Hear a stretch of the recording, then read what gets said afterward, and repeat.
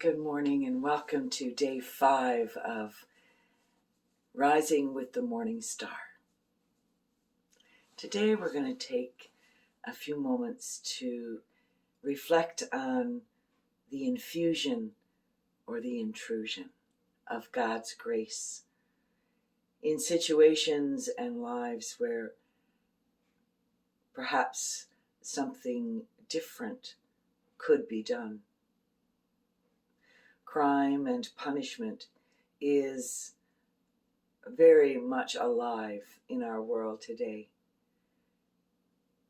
And more often than not, we take the path of retribution as opposed to restoration, as opposed to allowing grace to infuse how we deal with those difficult situations. In the story of Lot, we hear these words: "Flee your life, do not look back or stop." These are just a few words from the story of Lot. Lot's story depicts God's retribution, bringing on the worst one can imagine, a rain of brimstone for judgment on humanity. Is that really the God that we know? One who judges and destroys? Or do we know a God of grace?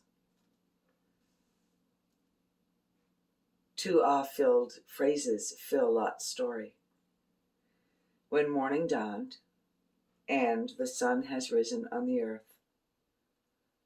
The dawning of God's grace permeates our lives like bookends on the mystery that fills the in-between. We risk allowing retributive justice to restrict our vision of abundant grace that is this universe. The angels allow Lot to go to Zohar because of his fears.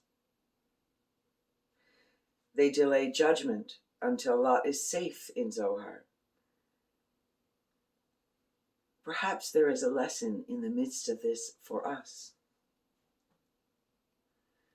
Perhaps we need to learn how to be as compassionate with the fears in our own souls. And perhaps we need to learn to delay our judgment until all are safe. Once Lot is safe, the sun shines not only on his horizon, but on the entire earth. The intrusion of grace in our lives can shine like that.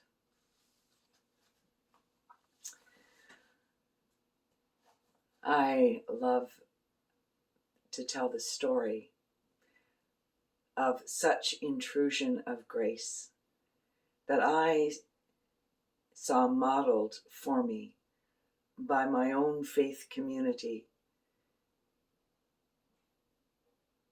I was very, very young when I first heard the story about the man who burned our church down. Now, I don't know what kind of penalty he may have paid in doing such thing. What I do know is the infusion of grace given to him by the faith family that raised me.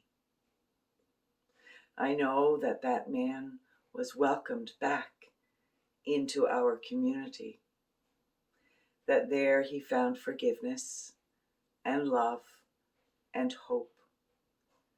The sun shone, and we were all safe. I know this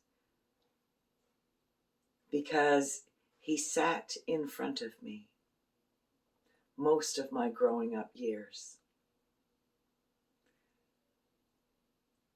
I knew him just from my experience in that congregation. But there he was, loved back into wholeness. and grace changed his life. It changed my life as I saw the power that such actions can have upon the world. God's grace. Imagine the world that we would live in if we thought more of grace and less of retribution. If we lived into that grace and explored restoration and reconciliation. Perhaps the world would be much different.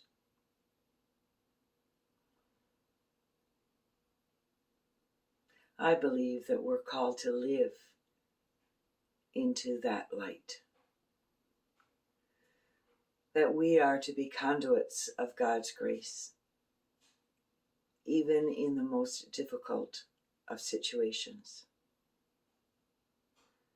That forgiveness and restoration, reconciliation are at the heart of who we are and of the dream that God dreams.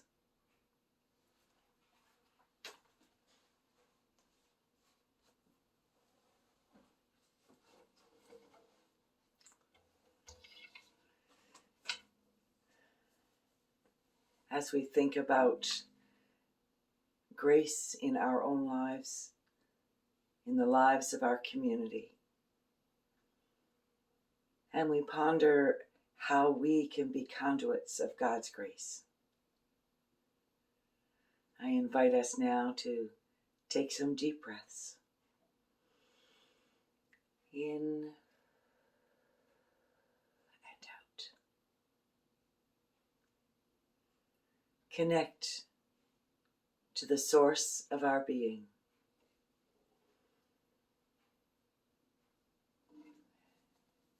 And allow the light of God to touch the innermost parts of our being.